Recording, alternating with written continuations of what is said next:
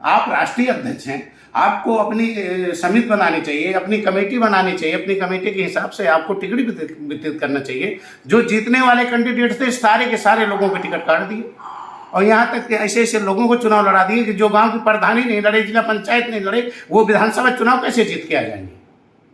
तो इसलिए समाजवादी पार्टी अपने खेल में फेल हो गई है। समाजवादी पार्टी को भारतीय जनता पार्टी नहीं हरा है। भारतीय जनता पार्टी बहुत स्लो चलते थे। कभी आपने देखा कि बाबा ने कहीं बोला ये रूल जुल बोलते थे?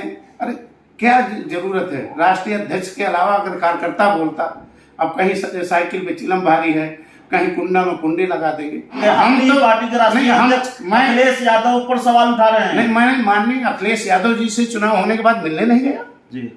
क्यों मिलने जाए? जब उनको अपनी बात पर अडिग नहीं रहना, अपने निर्णय पे अडिग नहीं रहना, उन देश के बाहर जा रहे हैं तो अपना उत्तर प्रदेश खुद खो के बढ़ जाएंगे। चलिए, आज बहुजन समाज पार्टी देश देखने के चक्कर में उत्तर प्रदेश में जमीन पे आ गई। नमस्कार, आप देख रहे हैं आर लाइव और मैं हूं अभिषेक मिश्रा। इस वक्त हम उत्तर प्रदेश की राजधानी लखनऊ में हैं और लखनऊ में इस वक्त हम बात करेंगे यूपी सरकार के पूर्व मंत्री, बीएसपी की सरकार में मंत्री थे अच्छे लाल निषाद 2007 से 2012 तक, और अच्छे लाल निषाद जी से हम बातचीत करेंगे। समाजवादी पार्टी के नेता हैं मौजूदा वक्त में। सर, इंटरव्यू की शुरुआत इस सवाल से कि यूपी में विधान परिषद का चुनाव है, लोकसभा का उपचुनाव है, आजमगढ़ की सीट अखिलेश यादव की गढ़ मानी जाती है। वो सीट बचानी बड़ी चुनौती है समाजवादी पार्टी के लिए। निरहुआ को खड़ा किया है एक बार फिर बीजेपी ने। देखिए, ऐसा है, वो समाजवादी पार्टी के राष्ट्रीय अध्यक्ष माननीय अखिलेश यादव जी ने अपनी सीट मान करके छोड़ा है। अब चुनाव तो वैसे भी बाई इलेक्शन जो आप बता रहे हैं उपचुनाव हैं, उपचुनाव में कोई ज़्यादा वो नहीं है कि भारतीय जनता पार्टी को बहुत ये फिक्र होगी वो दोनों उपचुनाव हमें मिले तो हम सरकार चलाने में हमें कोई अड़चन आएगी। देखिए, रामपुर सीट भी माननीय आजम खान की है। ये दोनों सीटें समाजवादी पार्टी को जीतने में कोई ज़्यादा बल नहीं लगाना पड़ेगा, ना बल लगेगा।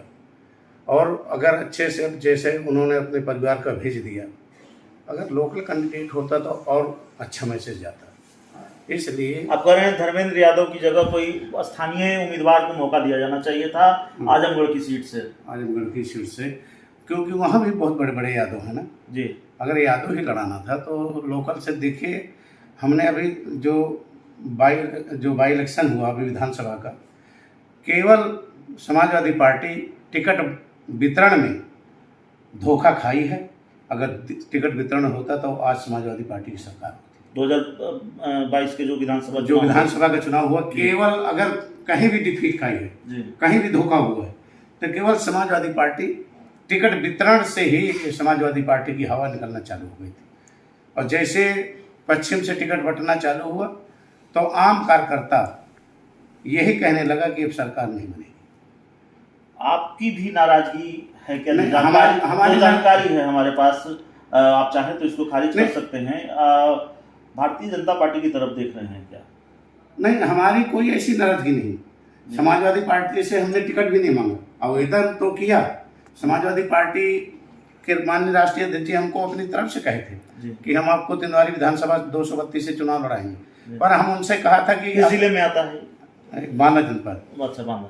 तो हमने उनसे यही कहा कि हमें कोई ज़रूरत नहीं कि हमको चुनाव लड़ाया जाए, हमको अगर आप चाहें तो संगठन में रख दें और आप चाहें तो चुनाव लड़ा दें।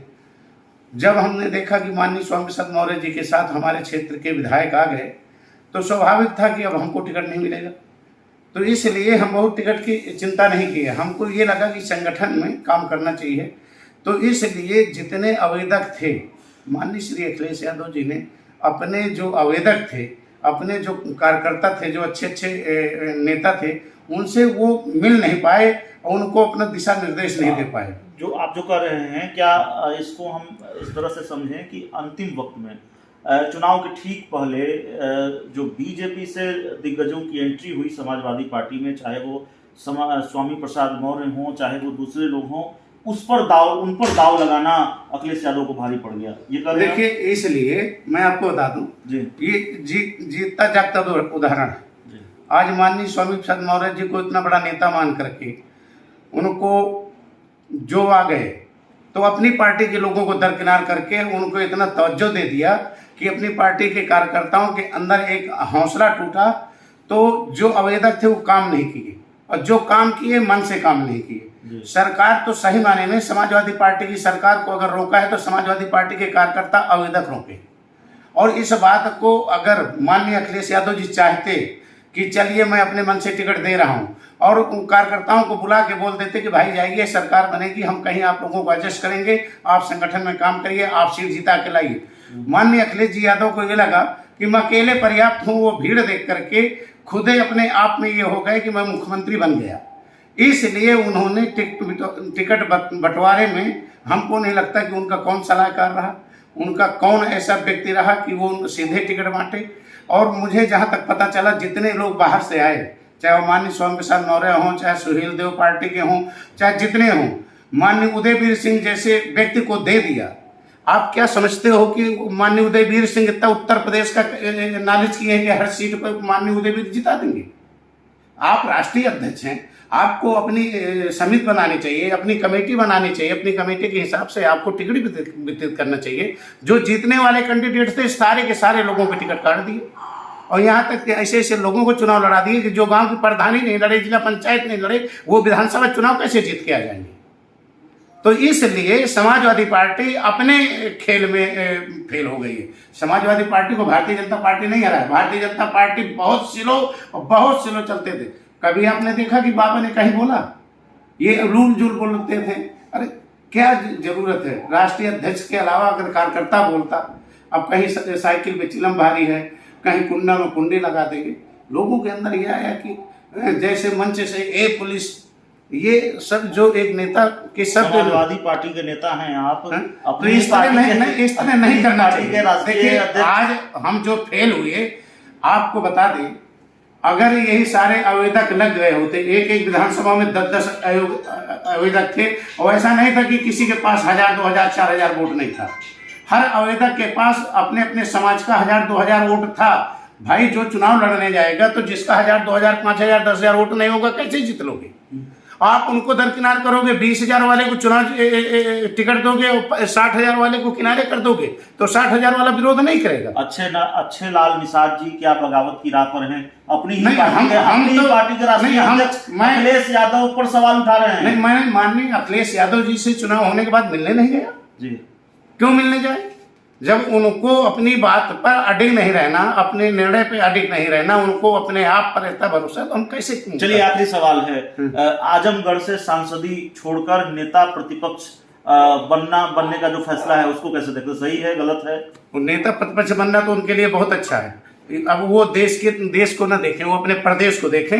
अगर नेता प्रतिपक्ष बन करके रहेंगे तो आने वाले समय में उनको कुछ मिल सकता है। इसलिए कि उत्तर प्रदेश को अपनी सीमा समझें। अगर उत्तर प्रदेश के बाहर जा रहे हैं तो अपना उत्तर प्रदेश खुद खो के बढ़ जाएंगे। चलिए, आज बहुजन समाज पार्टी देश देखने के चक्कर में उत्तर प्रदेश में जमीन पे आ गई। तो चलिए, राष्ट्रीय स्तर का नेता बनने के चक्कर में या राष्ट्रीय स्तर की महत्वाकांक्षा अगर पालेंगे तो सूबा भी चला जाएगा हाथ से, राज्य भी चला जाएगा। तो अखिलेश यादव ने जो फैसला लिया है वो ठीक लिया है, लेकिन समाजवादी पार्टी के नेता हैं अच्छे लाल निषाद जी, और समाजवादी पार्टी के सुप्रीमो अखिलेश यादव के सर पर ही ठीकरा फोड़ रहे हैं, उनके बयानों को कारण बता रहे हैं, और समाजवादी पार्टी के नेताओं को वजह बता रहे हैं 2022 के विधानसभा चुनाव में जो हार हुई। और सबसे बड़ी बात कि स्वामी प्रसाद मौर्य और ओम प्रकाश राजभर जैसे दिग्गजों पर जो दाव लगाया अखिलेश यादव ने, वो भी भारी पड़ा है। अच्छे लाल निषाद जी ये बता रहे हैं, ये कह रहे हैं। तो इस इंटरव्यू में इतना ही। बहुत बहुत धन्यवाद।